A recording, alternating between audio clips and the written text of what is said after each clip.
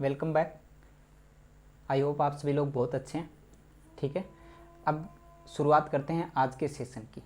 आज की क्लास की बात करते हैं। सबसे पहले आज का सुविचार, शिक्षा एक ऐसा ब्रह्मास्त्र है जिसके उपयोग से आप दुनिया को बदल सकते हैं। कितनी अच्छी बात बोली। एजुकेशन की मैं बात करूं, एक बच्चा है जो निम्न वर्ग या मध्यम आय वर्ग से आता है, अपने आप को कैसे सुदृढ़ बना सकता है। अच्छी एजुकेशन ली है उसने, ठीक है, अच्छी एजुकेशन ली है, प्रॉपर वे में एजुकेशन का यूज किया है, अच्छी नौकरी मिलेगी, अच्छी इज्जत मिलेगी, अच्छा पैसा मिलेगा, ऊपर उठ सकता है। ठीक है, तो ये चीज़ है, शिक्षा एक ऐसा ब्रह्मास्त्र है जिसका आप सही तरीके से यूज करोगे ना तो जो आप चाहते हो वो बन सकते हो, जहाँ पहुँचना चाहते हो वहाँ पहुँच सकते हो। Got it. अगर अच्छी एजुकेशन लेते हो, जैसे आप अभी क्या कर रहे हो, सरकारी नौकरी की तैयारी कर रहे हो, आप अच्छी नौकरी लग गए, आपकी पीढ़ी सुधरेगी, आपके मम्मी पापा की इज्जत होगी, आपकी आने वाली पीढ़ी सुधरेगी, यानी 3 पीढ़ियों पे डायरेक्टली ये चीज़ असर करेगी। ठीक है, अच्छी खासी नौकरी है, 3 पीढ़ियाँ आपकी एक नौकरी से सुधर सकती। तो भैया उठिए, कंफर्ट जोन से बाहर आइए और पढ़ना स्टार्ट कीजिए। ठीक है, चलिए अब आपने भी पढ़ना स्टार्ट करते हैं। रेशियो का पार्ट 1 मैं करवा चुका हूँ। ठीक है, बिल्कुल बेसिक करवाया था। जिन बच्चों ने नहीं पढ़ा है वो प्ले लिस्ट में जाके पार्ट 1 पढ़ लें। बेसिक से आपको आगे कोई दिक्कत नहीं आएगी, पूरे फंडामेंटल क्लियर हो जाएंगे। पार्ट 2 आज यहाँ पे करवाऊंगा। पार्ट 2 में क्या करेंगे, रेशियो बैलेंस करना सीखेंगे। ठीक है, रेशियो बैलेंस करना सीखेंगे, पूरा रेशियो बैलेंस करने का तांडव मचाएंगे इस क्लास में। यहाँ से सब कुछ रेशियो को कैसे बैलेंस किया जाता है, income expenditure, as best questions कैसे निकाले जाते हैं, यहाँ पे करेंगे। आज की जो क्लास है बहुत अच्छे लेवल के क्वेश्चन है जो एग्जाम में पूछे जा चुके हैं, वो करवाने वाला हूँ। तो be ready for the session. चलिए स्टार्ट करते हैं। पढ़िए क्वेश्चन को। यदि a का 3/2 बराबर b का 1/4 बराबर c का 4/3 बराबर d का 1/2 तो a अनुपात c क्या होगा। अब देखिए क्या करना है। ऐसे क्वेश्चन में जो दिया है वैसे वैसे लिख लो। a का 3/2, b का 1/4, c का 4/3, d का 1/2 लिख लिया। एक मेथड मैंने लास्ट क्लास में बताया था आपको, एलसीएम लेके। ठीक है, आज देखिए एक और नया मेथड। इस बार क्या करेंगे, अंश का एलसीएम ले लो यार, अंश का एलसीएम ले लो और हर में गुणा कर दो। ठीक है, अंश का एलसीएम लेके हर में गुणा कर दो। यहाँ से क्या आएगा, जैसे 1/x बराबर 1/y बराबर 1/z आ रहा है, तो यहाँ पे ऊपर 1 है न्यूमरेटर में, तो जो डिनोमिनेटर में वैल्यू है वो डायरेक्ट आपकी रेशियो बन जाएगी। ठीक है, लास्ट क्लास में ये चीज़ पढ़ाई थी, याद है, वही चीज़ रिवाइज कर लो। तो ये XYZ जो यहाँ पे है ये आपका डायरेक्ट रेशियो बन जाएगा। Got it.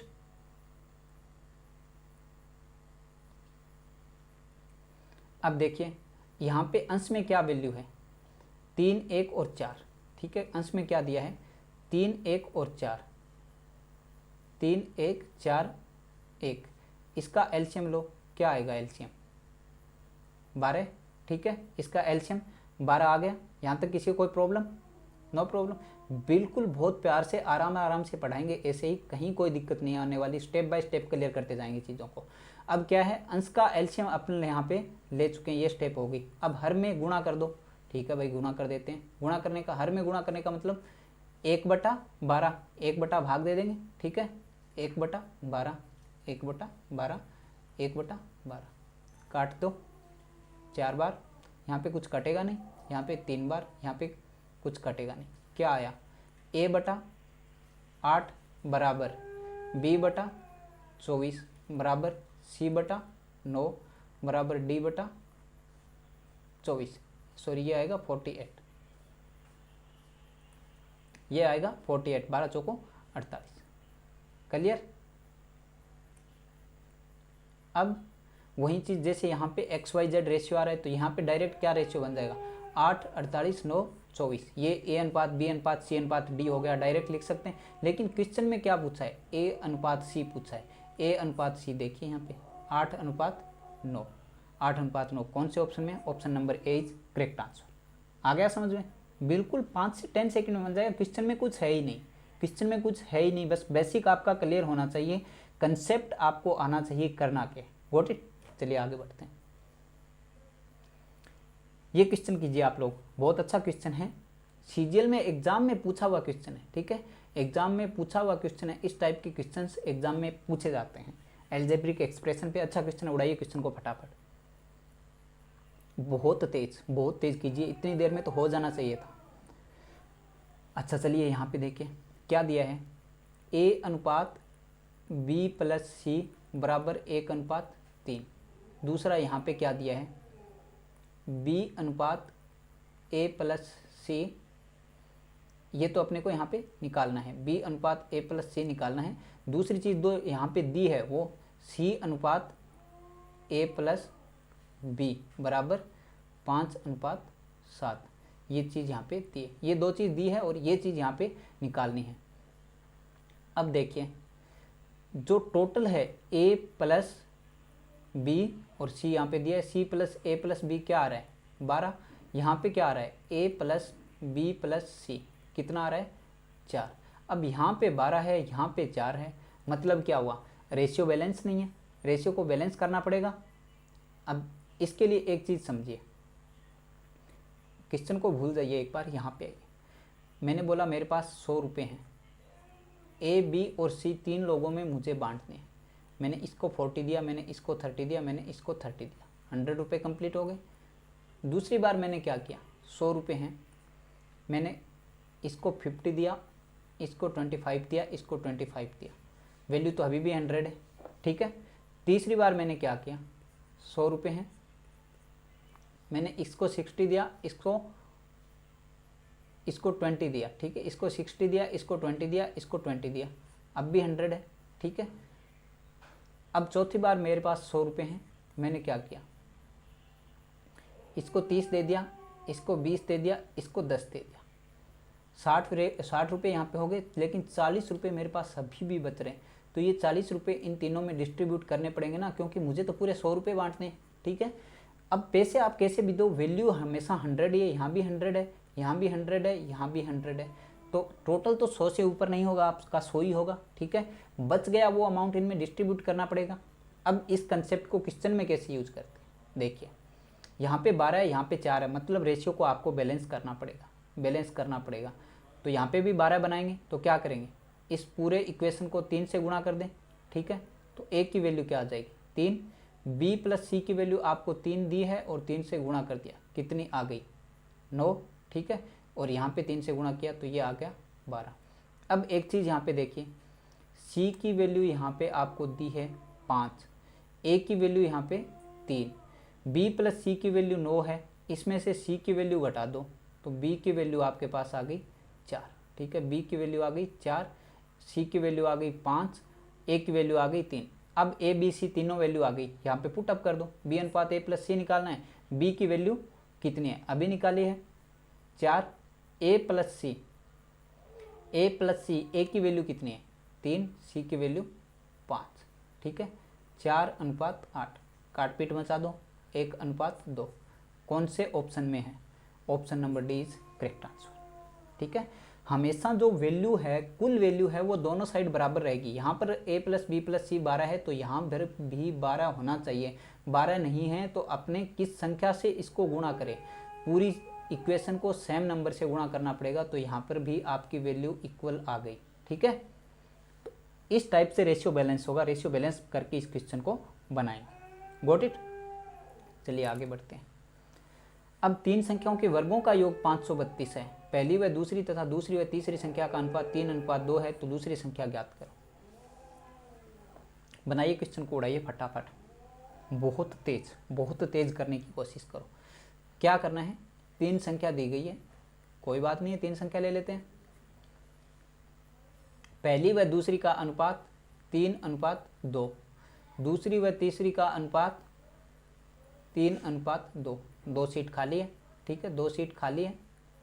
यहाँ पे कौन बैठेगा 2, लास्ट क्लास में बताया था। यहाँ पे कौन बैठेगा 3। नया रेशियो क्या आ गया 3 3 9, 3 2 6, 2 2 4। अब यहाँ पे वर्ग बोला है, जब भी वर्ग बोले, ठीक है, इस टाइप का क्वेश्चन आए तो यहाँ पे आप कोई ना कोई एलिमेंट ले लो, ठीक है, कोई वेरिएबल ले लो, A B C X Y Z R कुछ ले लो। मैंने रेशियो के लिए यहाँ पे एक वेरिएबल ले लिया R, ठीक है, क्योंकि ऐसे स्क्वायर करेंगे तो आप लोगों को कन्फ्यूजन हो जाएगी।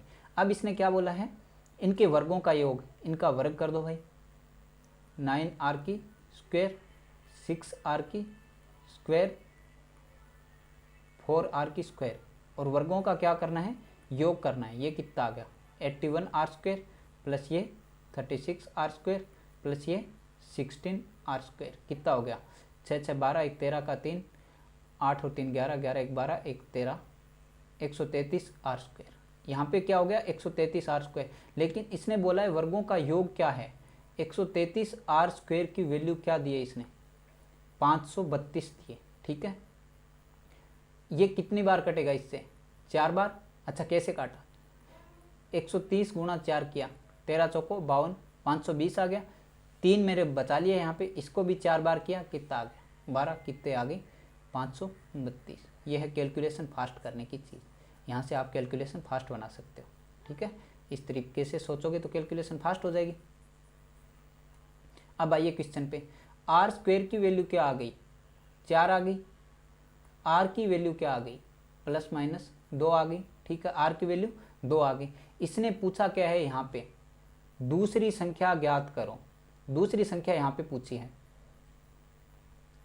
दूसरी संख्या क्या है 6r। दूसरी संख्या क्या है 6r। r की वैल्यू क्या है 2, 6 2 12, 12 कौन से ऑप्शन में, कोई ऑप्शन में नहीं है, नन ऑफ दिस आंसर हो जाएगा। आया समझ में। तो जब भी वर्ग बोला जाए ना, तो वहाँ पे आप कोई एलिमेंट ले लो, कोई वेरिएबल ले लो, तो इजी हो जाए चीज़ें यहाँ पे करना। आ गया समझ में। चलिए आगे बढ़ते हैं। हाँ बिल्कुल आराम आराम से करें, बहुत प्यार से एकदम स्टेप बाय स्टेप करते जाएं। एज बेस्ट क्वेश्चन बहुत पूछे जाते हैं एग्जाम में, फेवरेट क्वेश्चन होता है एग्जामिनर का ये, स्टेट लेवल के एग्जाम में तो बहुत पूछा जाता है। तो ये चीज़ें आप यहाँ से थोड़ी गौर से सुने, ठीक है, चीज़ों को ध्यान से सुने, बहुत ध्यान से समझें। अच्छा कोर्स की बहुत सारे बच्चे पूछते हैं सर कौन सा कोर्स लें, एनटीपीसी के लिए कौन सा कोर्स लें, दिल्ली पुलिस के लिए, एसआई के लिए। तो मैं कहूँगा कोर्स कोई सा भी लो यार, प्रैक्टिस होनी चाहिए, ठीक है, प्रैक्टिस करो। इतना आपको हर कोई पढ़ाएगा कि आप एग्ज़ाम क्लियर कर जाओ, लेकिन एग्ज़ाम कब क्लियर होगा, जब प्रैक्टिस होगी। प्रैक्टिस ज़रूरी है। दूसरी बात, मैं इस चीज़ की गारंटी देता हूँ, आप मेरे साथ जुड़िए, पढ़िए, इतना पढ़ा दूंगा जितना पेड कोर्स में भी नहीं पढ़ाया जाता, फ्री में इतना पढ़ा दूंगा भाई, ठीक है। चलिए अब यहाँ पे पढ़िए। मधु एवं पूनम की 1 वर्ष पूर्व में उम्र का अनुपात 3:4 था तथा 1 वर्ष बाद 4:5 होगा, तो वर्तमान में उनकी उम्र का योग ज्ञात करो, ठीक है। देख लेते हैं, मधु और पूनम, मधु और पूनम 2 लड़कियां हैं। अब ये तो हो गया वर्तमान, ठीक है, ये तो हो गया वर्तमान। ये क्या है, इसने बोला है 1 वर्ष पूर्व, 1 वर्ष पूर्व, ठीक है। तो ये क्या हो जाएगा 1 वर्ष बाद, ठीक है, जैसे जैसे बोला है वैसे लिख लो। 1 वर्ष पूर्व में उम्र का अनुपात क्या था, 3:4 था। 1 वर्ष बाद क्या हो रहा है, 4:5 हो रहा है। ऐसे क्वेश्चन में क्या करना है, ठीक है, इस टाइप का क्वेश्चन आए तो क्या करना है, वही रेशियो बैलेंस। रेशियो बैलेंस का मतलब यहाँ पे जो रेशियो का डिफरेंस है, वही रेशियो का डिफरेंस यहाँ पे होना चाहिए। यहाँ पे कितना डिफरेंस है 1 का, यहाँ पे कितना डिफरेंस है 1 का, और यहाँ पे कितना डिफरेंस है, ये वर्तमान हो गया -1 +1, 1 और 1, ये कंप्लीट कितना डिफरेंस हो गया यहाँ पे 2 का, ठीक है, 2 का। इसको मैं r लगा दूँ, समझने में इजी रहे। 1r बराबर 2 है, ठीक है, 1r बराबर 2 है, ये 3r हो गया, ये 4r हो गया। पूछा क्या है वर्तमान में एज, ठीक है, 3r और 4r 1 साल पहले थी। r की वैल्यू क्या है 2, ये कितना हो गया 6, ये कितना हो गया 8, ठीक है।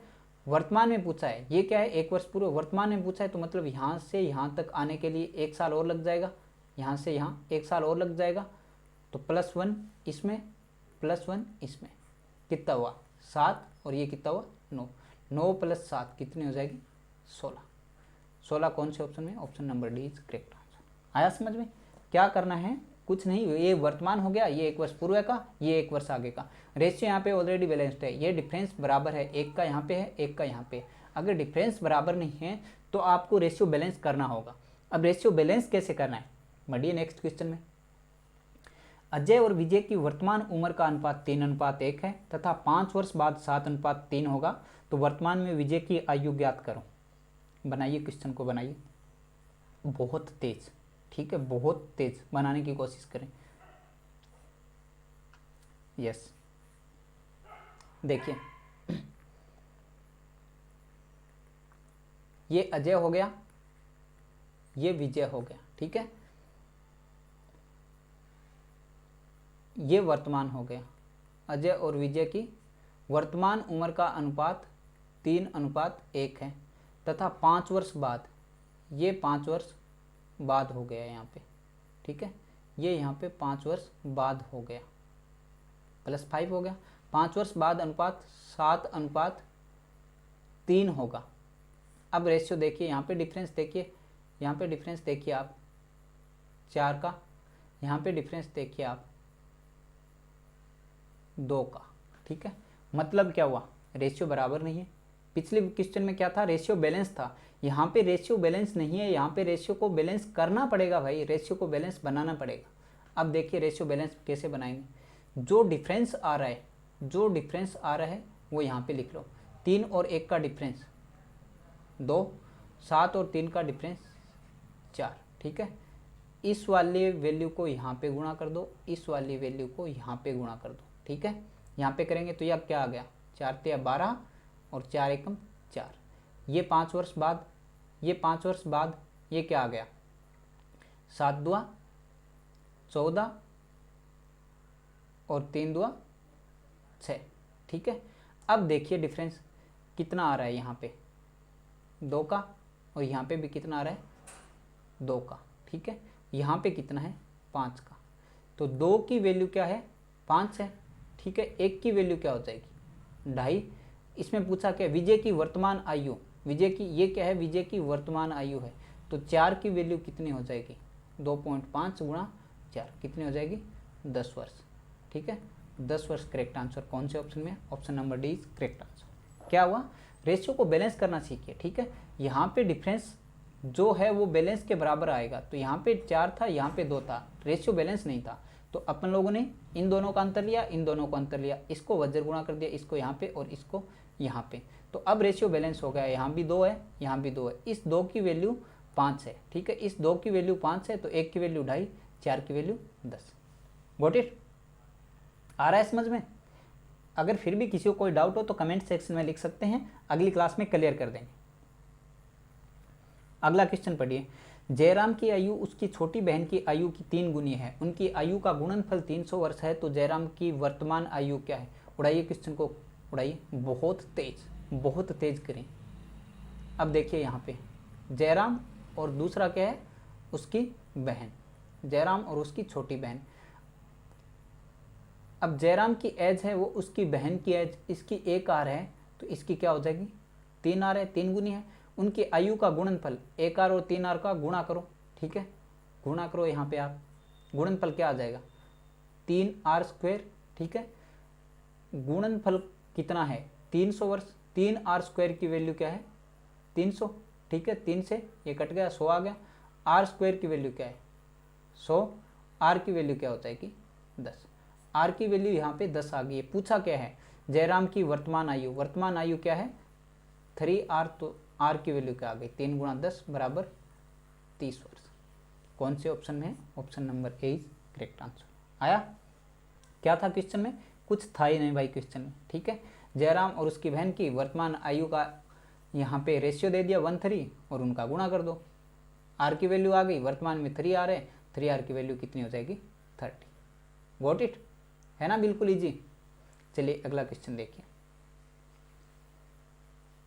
हाँ, कंसेप्ट समझ में आ गया, फिर धमाधम क्वेश्चन उड़ेंगे, ऐसे ही उड़ेंगे क्वेश्चन, कोई टाइम नहीं लग रहा। ये क्वेश्चन आप लोग उड़ाइए, कीजिए क्वेश्चन को बहुत तेज करने की कोशिश करें। ए बी से 2 गुना बड़ा है, 12 वर्ष पहले ए बी से 5 गुना बड़ा था, तो ए की वर्तमान आयु क्या है। कोई बात नहीं, देख लेते हैं। ए बी से 2 गुना बड़ा है, ठीक है, ये तो वर्तमान की बात हो गई, ये तो वर्तमान की बात होगी, लेकिन इसने अपने को क्या बोला है, 12 वर्ष पहले का भी बोला है, ठीक है। वर्तमान में क्या है, ए बी से 2 गुना बड़ा है, मतलब ए बी 1 है, तो ये इसका 2 गुना बड़ा 2 हो गया। 12 वर्ष पहले क्या है, ए बी से 5 गुना बड़ा था, मतलब ये 1 था तो ये 5 था। आ गया समझ में। अब वही रेशियो का डिफरेंस देखिए, यहाँ पे कितना आ रहा है 3, यहाँ पे कितना आ रहा है 0, ठीक है। अब रेशियो को बैलेंस करिए, जस्ट अभी अभी बताया रेशियो को बैलेंस करना सीखिए। अच्छा देखिए डिफरेंस 5 और 1 का डिफरेंस 4, 2 और 1 का डिफरेंस 1। यहाँ पे ऊपर वाले को 1 से गुणा करेंगे, नीचे वाले को 4 से गुणा करेंगे, कितना हो जाएगा, ऊपर वाला तो एज इट इज रह जाएगा, 1 से गुणा करेंगे 5 1, नीचे वाला ये 8 आ गया, ये 4 आ गया। अब डिफरेंस देखिए 5 और 8, 1 और 4 दोनों का डिफरेंस क्या आ रहा है 3 आ रहा है, ठीक है, डिफरेंस 3 आ गया। और यहाँ पे 12 वर्ष वर्तमान से अब तक का कितना हो गया 12 साल, ठीक है। तो ये 3 की वैल्यू क्या है, यहाँ पे 12 है, 1 की वैल्यू क्या हो जाएगी 4। पूछा क्या है, ए की वर्तमान आयु क्या है, ए की वर्तमान आयु क्या है 8 है, 1 की वैल्यू 4 है, तो 8 की वैल्यू क्या हो जाएगी 8 गुणा 4, 32 वर्ष। कौन से ऑप्शन में है, option number C is correct answer. आया समझ में। कुछ नहीं करना, बस रेशियो को बैलेंस कर लो यार, रेशियो को बैलेंस कर लो, क्वेश्चन उड़ गया, यहीं पे क्वेश्चन खत्म। हाँ एग्जाम ओरिएंटेड क्वेश्चन है, बिल्कुल अच्छे क्वेश्चन आए हुए हैं एग्जाम।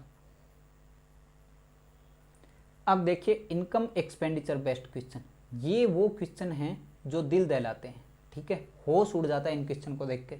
इनकम एक्सपेंडिचर का क्वेश्चन सर बहुत टफ लगते हैं, मैं कहता हूँ इन क्वेश्चन में तो कुछ है ही नहीं भाई, कुछ है ही नहीं। आपको बस एक चीज़ पता होनी चाहिए, इनकम होती है वो क्या होती है, जो आपकी बचत है और जो आपका खर्च है उनका जोड़ होती है।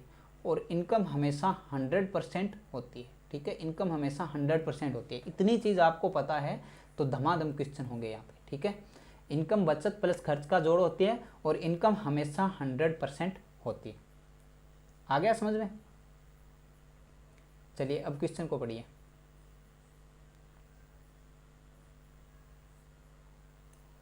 ए तथा बी की वार्षिक आय का अनुपात 4:3 है, ठीक है, ए और बी ले लिया।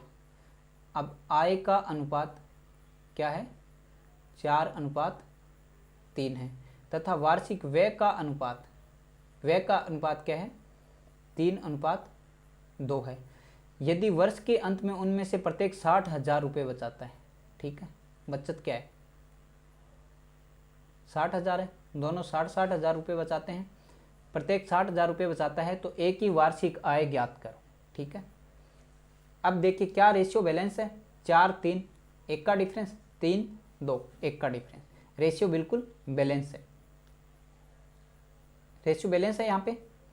अब एक चीज़ यहाँ पे देखिए, इस टाइप को क्वेश्चन करना है जब आपको 2 रेशियो दिए हैं 1 वैल्यू दी है, ठीक है, 2 रेशियो दिए हैं 1 वैल्यू दी है, तो क्या करेंगे, बहुत इजी तरीका बता रहा हूँ, इससे शॉर्ट ट्रिक नहीं हो सकती, ठीक है।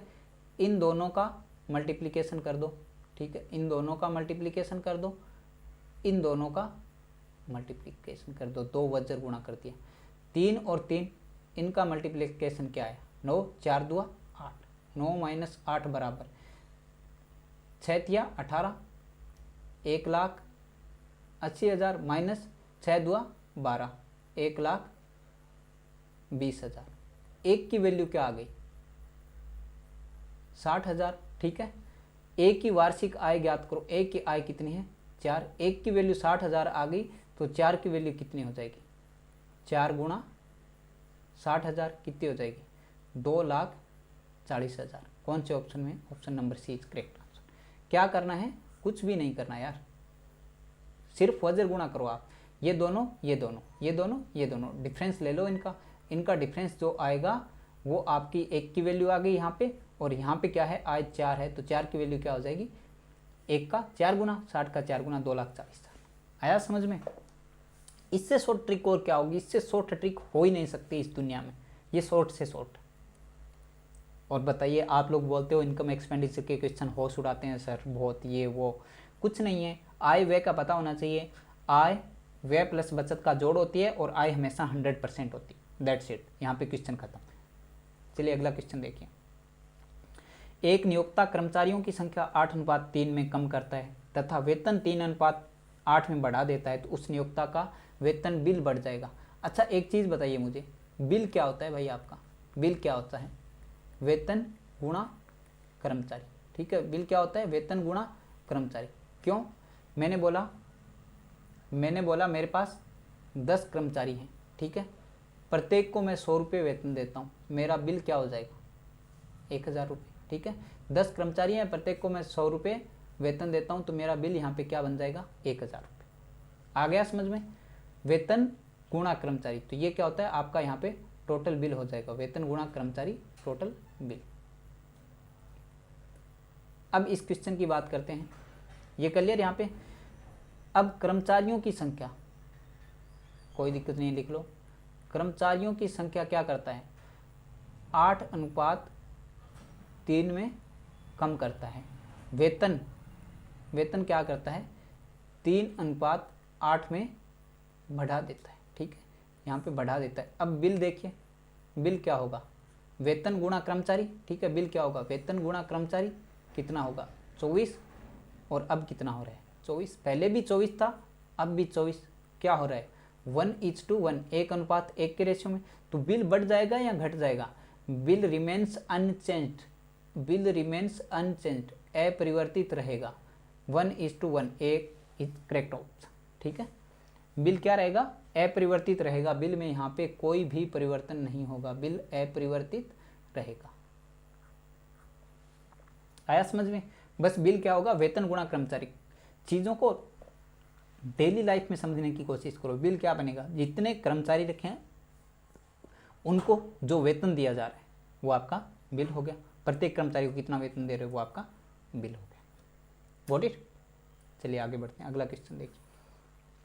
ये क्वेश्चन आप लोग करिए, बहुत अच्छा क्वेश्चन है, बहुत ही अच्छे लेवल का क्वेश्चन है, इंपॉर्टेंट क्वेश्चन है, मोस्ट इंपॉर्टेंट बोलें तो भी दिक्कत नहीं। हाँ, यहाँ पे रेशियो बैलेंस करना पड़ेगा। अब रेशियो बैलेंस करिए, अगर आपने बैलेंस करना सीख लिया है ना रेशियो को, तो यहाँ पे अप्लाई कीजिए। चलो टाइम ले लो भाई, टाइम ले लो, अच्छा क्वेश्चन है। पढ़िए क्वेश्चन को। ए तथा बी के वेतन का अनुपात 3:7 है तथा खर्च का अनुपात 9:4 है। ए के वेतन और बचत का अनुपात 4:3 है, तो ए और बी की बचत का अनुपात ज्ञात करो। अब यहाँ पे क्या है, एक क्वेश्चन पीछे आया था उसमें 2 रेशियो दिए थे, एक वैल्यू दी थी, लेकिन यहाँ पे तीनों ही रेशियो दिए हैं और रेशियो ही पूछा है, तो यहाँ पे आपको रेशियो को बैलेंस करना ही करना पड़ेगा। अब देखिए ए और बी, ठीक है, वेतन का अनुपात क्या है? 3:7। खर्च का अनुपात क्या है? 9:4। ठीक है, अब दूसरी चीज़ यहाँ पे दी है इसने सिर्फ ए के लिए, ए के वेतन और बचत का अनुपात दिया है। ए के वेतन और बचत का अनुपात क्या है? 4:3। वेतन क्या होता है? बचत प्लस खर्च, तो खर्च यहाँ पे कितना हो जाएगा? खर्च यहाँ पे कितना हो जाएगा? 1, क्योंकि बचत प्लस खर्च 3 + 1 की वैल्यू 4 आ रही है। यहाँ पे खर्चा क्या है? 1, लेकिन यहाँ पे खर्चा क्या है? 9। तो क्या करना पड़ेगा? रेशियो को बैलेंस करना पड़ेगा, खर्चा दोनों साइड इक्वल होना चाहिए। ठीक है, यहाँ पे आपका खर्च 9 है तो यहाँ पे भी 9 होना चाहिए। ठीक है, तो मैं क्या करूँगा? 9 से मल्टीप्लाई कर दूंगा, 9 से मल्टीप्लाई कर दूंगा, खर्च दोनों साइड इक्वल हो जाएगा। ये कितना हो जाएगा? 9 चौको 36, ये कितना हो जाएगा? 9 तियो 27। तो अब खर्च यहाँ भी 9 है और खर्च यहाँ भी 9 है। ठीक है, अब देखिए वेतन यहाँ पे 36 है, लेकिन वेतन यहाँ पे 3 है, तो ये वेतन को भी बराबर करेंगे, वेतन को भी इक्वल करेंगे। क्या करेंगे? 12 से गुणा कर देते हैं। ठीक है, तो नया वेतन क्या हो जाएगा? 12 तिया 36, 12 7 84। ठीक है, उसने क्या पूछा है? ए और बी की बचत का अनुपात। बचत क्या हो जाएगा? वेतन माइनस खर्च, वेतन माइनस खर्च। खर्च ये कितना कर रहा है? 9, और ये खर्च कितना कर रहा है? 4। ठीक है, तो बचत का अनुपात कितना हो जाएगा? बचत कितनी हो जाएगी? 36 में से 9 गया 27, 84 में से 4 गया 80, 27:80। ये आपका यहाँ पे आंसर हो गया। कौन सा? Option number C is correct answer. क्या करना है? एक स्टेप का क्वेश्चन है। ठीक है, आप खर्च को बैलेंस कर लीजिए और वेतन को बैलेंस कर लीजिए। खर्च यहाँ पे 9 था ठीक है, यहाँ पे 9 था तो यहाँ भी 9 बना दिया। बचत वेतन यहाँ पे 36 था तो वेतन को यहाँ भी 36 बनाना पड़ेगा, तो 12 से मल्टीप्लाई कर दिया। और ये चीज़ मैं बता चुका हूँ आप लोगों को कि रेशियो को समान संख्या से गुणा या भाग करने से कोई फर्क नहीं पड़ता, रिमेन्स अनचेंज। ठीक है, बस जितने रेशियो हैं सभी को गुणा करना पड़ेगा या सभी को भाग देना पड़ेगा। 2 रेशियो तो दोनों को गुणा कर दिया। आ गया क्वेश्चन, है ना इजी? बिल्कुल। चलिए आगे बढ़िए। बहुत अच्छा क्वेश्चन, अच्छे लेवल का। कीजिए क्वेश्चन को फटाफट, बहुत तेज करने की कोशिश करो। यदि पी क्यू और आर की कुल आय 23,200 रुपये है, उनका व्यय क्रमशः 70%, 75% और 60% है और बचत 6:7:4 में है, तो क्यू और आर की आय का अंतर क्या है? बहुत ही अच्छा क्वेश्चन है। देखिए यहाँ पे 3 लोग हैं, पी क्यू और आर। ठीक है, कुल आय इनकी क्या है? 23,200 रुपये। कुल आय इनकी क्या है? 23,200 रुपये। ये हो गई इनकी आय। इनका व्यय क्या है? यहाँ पे इनका व्यय 70%, 75% और 60%। ठीक है, बचत क्या है? 6:7:4 में है। ठीक है, बचत क्या है? 6:7:4 में। यहाँ तक किसी को कोई प्रॉब्लम? अब एक चीज़ मुझे बताइए, आय माइनस व्यय, तो क्या बचेगा? बचत। आय माइनस व्यय, इसको आय में से व्यय को घटा दिया, आय में से व्यय को घटा दिया तो क्या बचेगा? बचत। ठीक है, अब 70% व्यय हो गया, पी की मैं बात करूं, 70% व्यय हो गया तो बचत कितनी बची है? 30%। 30% की वैल्यू क्या है? 6। 1% की वैल्यू क्या हो जाएगी? 6/30 यानी 1/5। 100% की वैल्यू क्या हो जाएगी? 1/5 इंटू 100 कितनी हो जाएगी? 20। तो इसकी आय क्या हो गई? 20। ठीक है, इसकी आय क्या होगी? 20। सेम यहाँ पे पी के बाद बात करते हैं क्यू की। ठीक है, क्यू 75% खर्च कर रहा है तो क्यू की बचत कितनी होगी? 25%। 25% की वैल्यू, ये बचत की तो वैल्यू है, ये यहाँ पे बचत की वैल्यू है। 25% की वैल्यू क्या है? 7। तो 100% की वैल्यू क्या हो जाएगी? ये 4 गुना हो रहा है तो इसको भी 4 गुना कर दो, 28। ठीक है, आर क्या है? 60%, मतलब 60% खर्च कर रहा है तो बचेगा कितना? 40%। 40% की वैल्यू 4 है, 1% की वैल्यू 4/40, 1/10। 100% की वैल्यू 1/10 गुणा 100 कितनी हो जाएगी? 10। ठीक है, 40% की वैल्यू 4 है, 4 4 8 और 2 10। ये हो गया इनकी आय का रेशियो 20:28:10 इसको। ठीक है, और शॉर्ट कर लो, 2 से काट लो, 10:14:5। ठीक है, 10:14:5। अब इनकी कुल आय 10:14:5, इसकी वैल्यू यहाँ पे दी है 23,200 रुपये। 23,200 रुपये। 14, 10, 24 और 5 29, यानी 29 की वैल्यू क्या है? 23,200 रुपये। अब काट दीजिए इसको, कितनी बार जाएगा? 30 और 8 या 24, 240, 29 9 8 72, 8 बार जाएगा। ठीक है, एक की वैल्यू क्या आ गई? 800। अब Q और R की आय का अंतर क्या है? Q और R की आय का अंतर क्या है? समझ में आ रहा है यहाँ तक? Q और R की आय 14 और 5, अंतर क्या है? 9 का। एक की वैल्यू 800 है तो 9 की वैल्यू 800 से गुणा कर दो, 7,200 रुपये। Option number is correct answer. आया समझ में? थोड़ा सा घुमाया है क्वेश्चन को, लेकिन बहुत ही अच्छा क्वेश्चन है, फुल में से फुल मार्क्स वाला क्वेश्चन है। ठीक है, यहाँ पे व्यय दे दिया आपको, बचत दे दी और आय दे दी। ठीक है, यहाँ पे बचत 6 दे दिया आपको, यहाँ पे 7 दे दी, यहाँ पे 4 दे दी। ठीक है, तो ये व्यय हो गया तो ये बचत हो गई। मतलब ये जो रिमेनिंग जो परसेंटेज है ना, यहाँ पे ये परसेंटेज में लिख लो इसको, ये 30% बचत की वैल्यू है, ये 25% बचत की वैल्यू है और ये 40% बचत की वैल्यू है। यहाँ से 100% निकाल लिया। ये चीज़ मैं आपको पहले ही बता चुका हूँ, आय हमेशा 100% होती है, आय हमेशा 100% होती है। ये यहाँ पे आय आ गई, यहाँ पे टोटल आय आपको दी है 23,200, एक की वैल्यू 800, डिफरेंस कितना होगा 9, 9 की वैल्यू 9 8 72, 7,200। Got it? आया समझ में? कंसेप्चुअल क्वेश्चन, अच्छा क्वेश्चन है। चलिए आगे बढ़ते हैं। ये क्वेश्चन कीजिए, आई होप ये क्वेश्चन तो सब लोग बनाओगे यार। हाँ टाइम ले सकते हो, कोई दिक्कत नहीं है, टाइम ले सकते हो। पढ़िए क्वेश्चन को।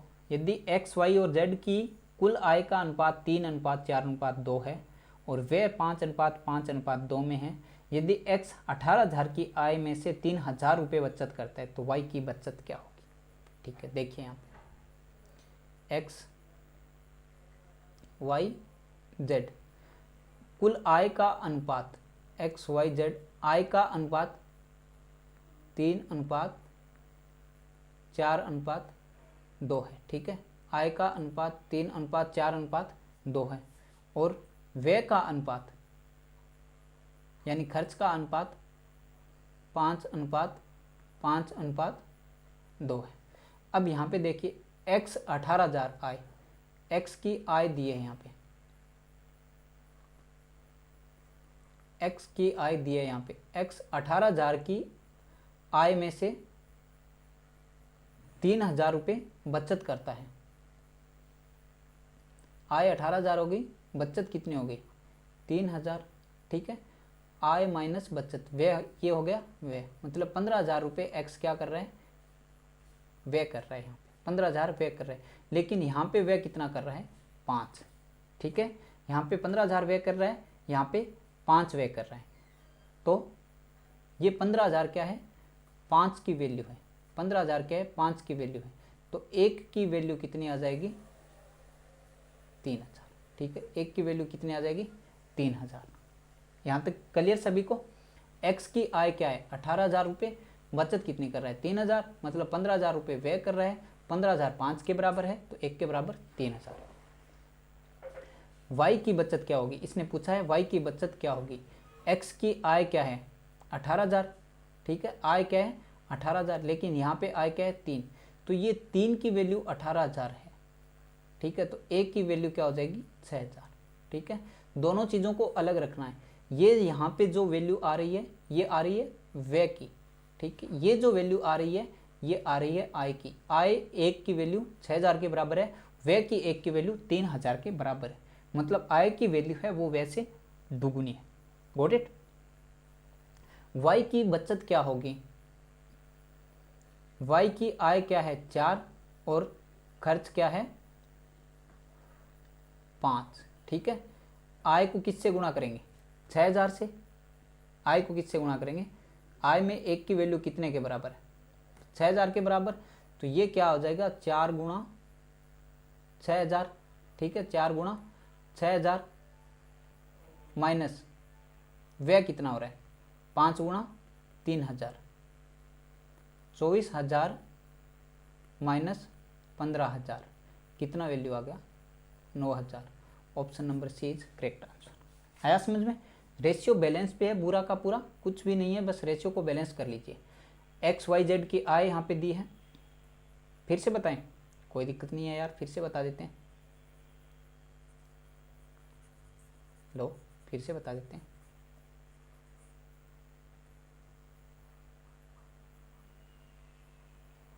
पूरा बताएंगे? आप पूछो क्यों नहीं बताएंगे, सब बताएंगे।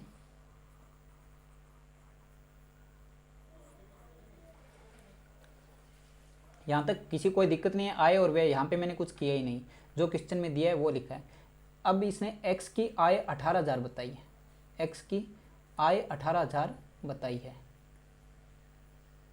x की आय क्या है 18,000 है, लेकिन यहाँ पे क्या बोल रहा है x की आय क्या है 3 है, x की आय क्या है 3 की वैल्यू 18,000 है, तो एक की वैल्यू क्या हो जाएगी 6,000 हो जाएगी, एक की वैल्यू 6,000। ये तो हुई आय की बात। दूसरा क्या है 18,000 की आय में से 3,000 रुपये बचत करता है, बचाता कितना है 3,000। ठीक है, तो खर्च कितना कर दिया इसने, खर्च कितना कर दिया 15,000। ठीक है। यहाँ पे खर्च कितना कर रहा है 5, यहाँ पे खर्च कितना कर रहा है 5, 5 की वैल्यू 15,000 है, तो 1 की वैल्यू कितनी हो जाएगी 3,000। आया समझ में? 5 की वैल्यू 15,000 है तो 1 की वैल्यू क्या हो जाएगी 3,000।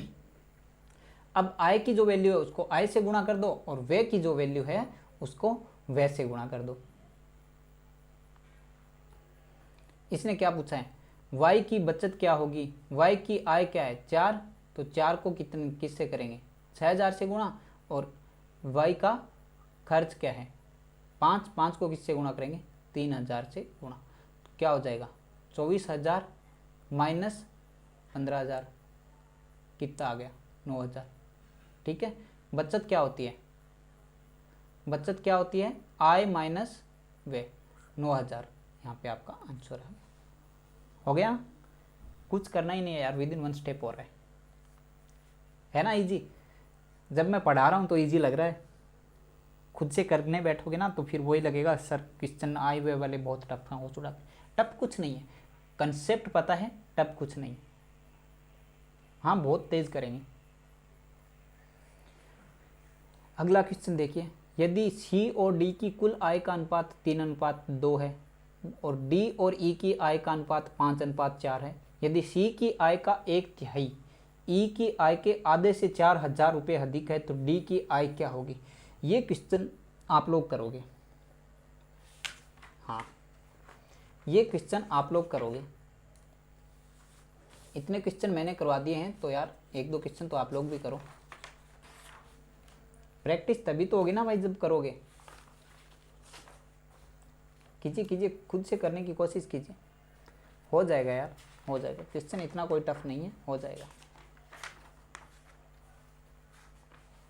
हाँ वेट कर रहा हूँ मैं, कीजिए क्वेश्चन को। आया आंसर किसी का?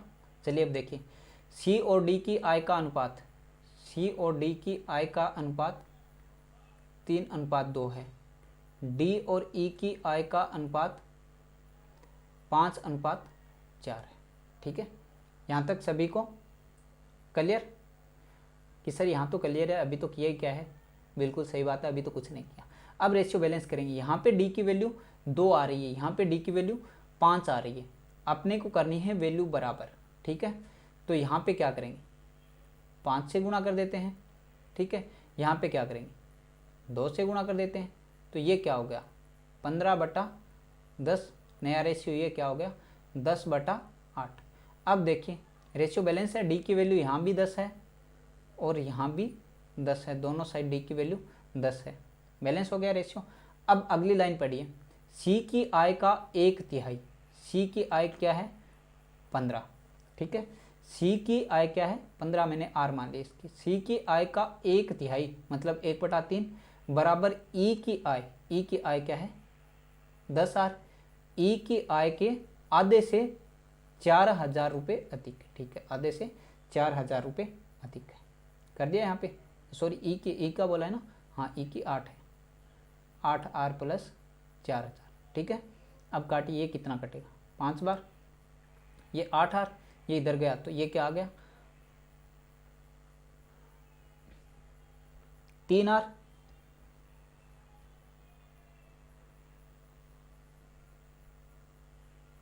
ई की आय के आधे, अच्छा आधा और बोला है, सॉरी इसको 2 से डिवाइड करना पड़ेगा। अच्छा चलो फिर से ही बता देते हैं।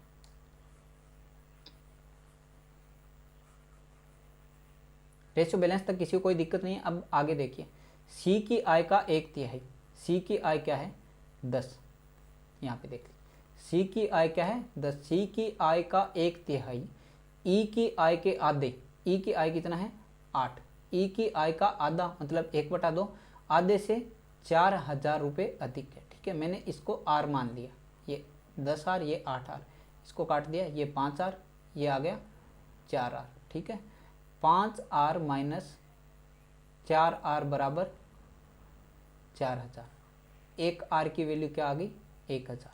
डी की आय क्या होगी, डी की आय क्या है 10R, आर की वैल्यू 1,000। ठीक है, 4,000 सॉरी, 5 में से 4 1 4,000, आर की वैल्यू 4000, 10 आर की वैल्यू 10 गुणा 4000, 40,000 करेक्ट आंसर। कौन से ऑप्शन में है? Option number D. ठीक है, क्या करना है? रेशियो बैलेंस करना है। सी और डी का पहले रेशियो 3 2 5 4 है, डी का यहाँ पे 2 है, यहाँ पे 5 है, तो डी की ये वाली जो वैल्यू है इसको ऊपर गुणा कर दो, ये वाली वैल्यू इसको नीचे गुणा कर दो। ठीक है, तो यहाँ पे 15 10 और 10 8, डी का रेशियो बैलेंस हो गया, डी का रेशियो बैलेंस हो गया। अब आगे क्वेश्चन में दिया है वैसे ही वैसे लिख लिया। सी की आय का 1/3, सी की आय कितनी थी? 10 आर, इसका 1/3, और ई की आय के आधे 8 आर बटा 2 प्लस 4000 है, दी का 4000 ले लिया, 5 आर माइनस 4 आर 4000, 1 आर की वैल्यू 4000, तो डी की आय पूछिए, डी की आय क्या आ रही है? 10 आर, 10 आर की वैल्यू क्या हो गई? 40,000, 40,000 आपका आंसर आ गया। Got it? इजी है ना? बिल्कुल इजी है। ये क्वेश्चन देखिए, ये क्वेश्चन तो बनाओगे ही बनाओगे।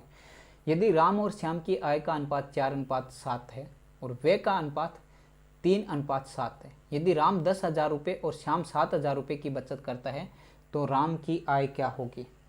ये क्वेश्चन खुद से बनाओगे बिल्कुल, इस बार मैं बिल्कुल नहीं करवाऊंगा, क्योंकि ऐसा ही एक क्वेश्चन मैं आप लोगों को करवा चुका हूं। चलिए देखिए,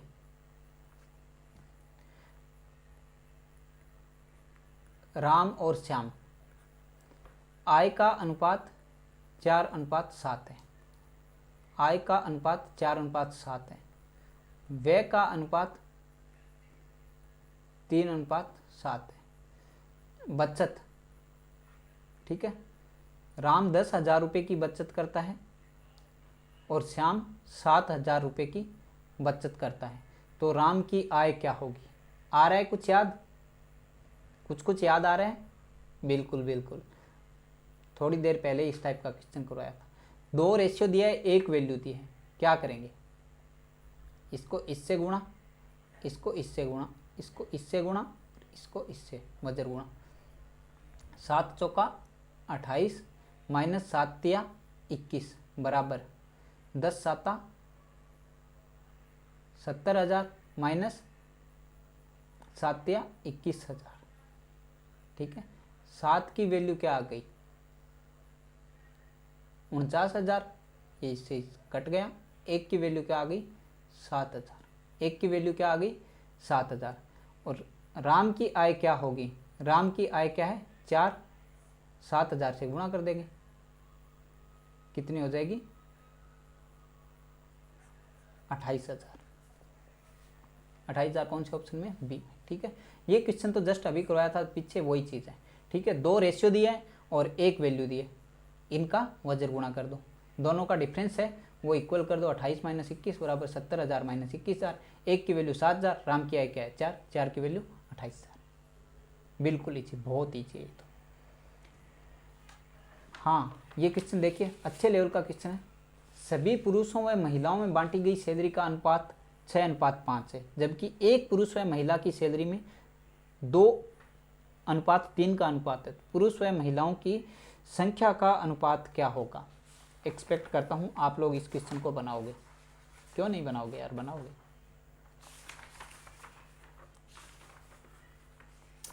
चीज़ें वही हैं यार, चीज़ें वही हैं।